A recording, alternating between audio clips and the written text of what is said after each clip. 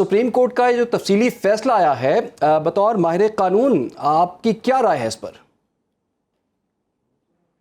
देखें, supreme court ने पहले शॉर्ट ऑर्डर दिया, फिर उसकी अब डिटेल रीजनिंग है। 70 पेज का जो डिसीजन आया है, ये एक्सपेक्टेड था। वो लोग बातें कर रहे थे जी कि डिटेल डिसीजन क्यों नहीं आता। तो इसमें एक तो मसला ये था कि 8 जजेस थे, फिर बाकी जजों से भी कंसल्टेशन थी, तो इसलिए मेरे ख्याल में थोड़ा सा लेट हुआ है, या प्रॉपर टाइम पे चले जब आवाज़ उठी तो आ गए। अब इसमें देखें, बेसिक बुनियादी चीज़ें ये है कि एक तो इस फैसले में ये एक सिंपल फैसला नहीं है कोई सुप्रीम कोर्ट का, ये एक कॉन्स्टिट्यूशनल आर्टिकल की इंटरप्रिटेशन है। उसमें सबसे जो आर्टिकल, जो बेसिक फंडामेंटल राइट का आर्टिकल है, वो 17(2) है कि आपको पॉलिटिकल एक्टिविटी की बतौर पार्टी इजाजत दी गई है। कि पार्टी किसे कहते हैं, पार्लियामेंट्री डेमोक्रेसी में लोग जो है वो डेमोक्रेसी को किस तरह शेप अप करते हैं, वो डेमोक्रेसी के लिए क्या खतरात होते हैं, वो उस खतरात से निपटा जाता है। मतलब एक डिटेल उसमें चीजें हैं कि हमारा जो आइन है डेमोक्रेसी के बारे में, या पार्लियामेंट्री फॉर्म ऑफ गवर्नमेंट जो है डेमोक्रेसी में, तो तरह गवर्नमेंट चलती है। उसके बाद उसी डेमोक्रेसी से कनेक्टेड जो है राइट टू वोट है, right of the people to choose their representative. तो उसमें भी उन्होंने फिर लागू किया है कि अगर लोगों का एट लार्ज राइट इफेक्ट होता है तो फिर सुप्रीम कोर्ट को इस आर्टिकल को किस तरह इंटरप्रेट करना चाहिए।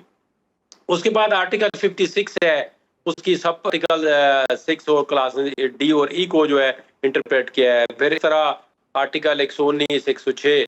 तो अब ये कोई ऐसा नहीं है सुप्रीम कोर्ट का के पास एक फैसला दे दिया है। आप इन आर्टिकल की सुप्रीम कोर्ट ने इंटरप्रेशन कर दी है कि इन आर्टिकल का इन लात में ये मकसद था, ये इंटेंशन थी लेजिस्लेचर की, इनका ये मत लिया जाएगा।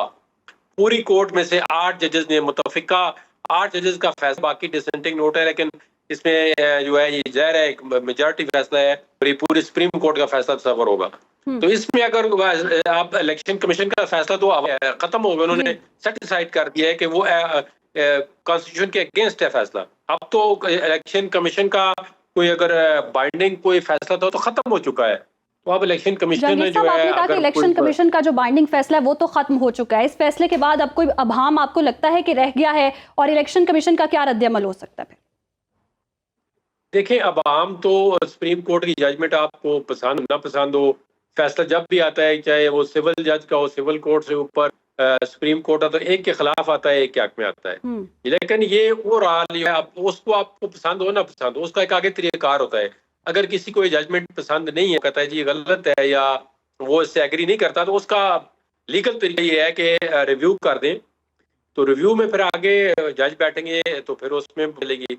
लेकिन जहां तक रिव्यू के अंदर सस्पेंड नहीं होती है, केस लगता नहीं है, तो जजमेंट को इम्प्लीमेंट करना पड़ेगा और फौरी इम्प्लीमेंट करना पड़ेगा। आपके ख्याल में जजमेंट को फौरी इम्प्लीमेंट करना पड़ेगा। लेकिन जहांगीर जदौन साहब, एक एतराज़ जो है वो ये सामने आ रहा है कि पीटीआई तो इस केस में फरीक ही नहीं थी, लेकिन रिलीफ पीटीआई को मिल गया। इस पर आपकी क्या राय है? वैसे देखिए, इसका जवाब इन्होंने इस जज के अंदर दे दिया है। नंबर 1, उन्होंने कहा जी पीटीआई ने एक पार्टी बनने के लिए एप्लीकेशन दी थी जो हमारे पास पड़ी हुई थी।